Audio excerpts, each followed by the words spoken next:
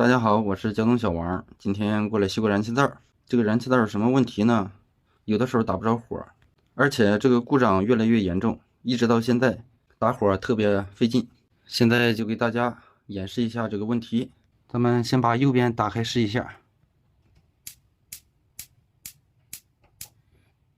大家可以看到这边的点火针打火特别慢啊。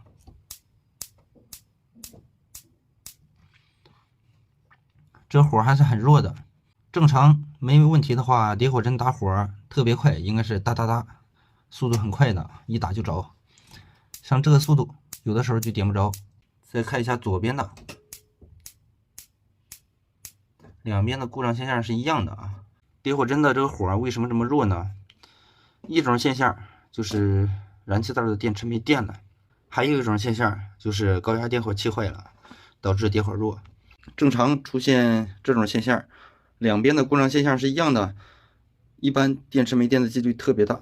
可能有的用户不知道这个燃气灶还需要放电池啊，有的用户以为这里边放的是火石，一打就着，像老式的燃气灶那种，其实不是。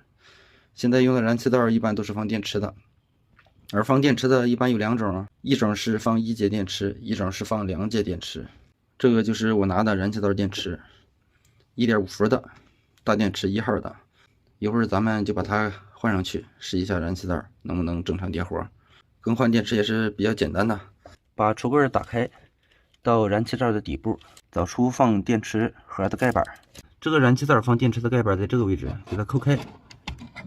抠开以后，电池就露出来了，然后把电池抠下来。这个就是它原来的电池，用户说用了好几年也没有更换过。现在咱们把这个新的电池给它更换上。大家买电池的时候要注意，有的新电池这个正极的这个地方有一个塑料盖板，如果你换电池之前没有把这个塑料盖板拿掉，换上去是不好使的，一定要注意啊。我这个牌子的电池上面没有盖板，所以可以直接安上。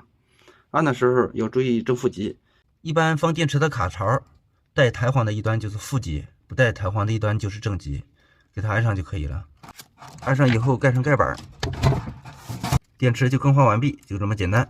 还有一点大家要注意，买燃气灶的时候一定要买放1节电池的，不要买放2节电池的，因为放1节电池的燃气灶比较省电，它的熄火保护一般都是热电耦的，而放2节电池的大多数熄火保护是直接控制电磁阀的，每次打火电磁阀打开需要电池供电，所以特别费电，一般用个几个月就没电了。这些情况也是网友反馈给我的，说他燃气灶特别费电池啊，几个月就需要换新的。就是那个燃气灶供气方式是由一个大的电磁阀进行供气的，每次燃气灶燃烧需要一直供着电，电磁阀才能打开，所以特别浪费电。而这种带热电耦的供气的时候是不需要电的，所以说它特别省电，只是用电池的电进行打火。电池换上以后，咱们再次测试，看一下高压点火，完全不一样，点火频率很高，这样可以说一打就着火了，因为现在气儿已经让我关了。再看一下左边的啊，两边是一样的啊。现在咱们打开气儿试一下，一打直接就着火了，完全没问题。所以说燃气灶像这种打火特别弱的情况，直接换电池就行了，90%以上都能解决。好了，本期的视频就和大家分享到这里，咱们下期再见。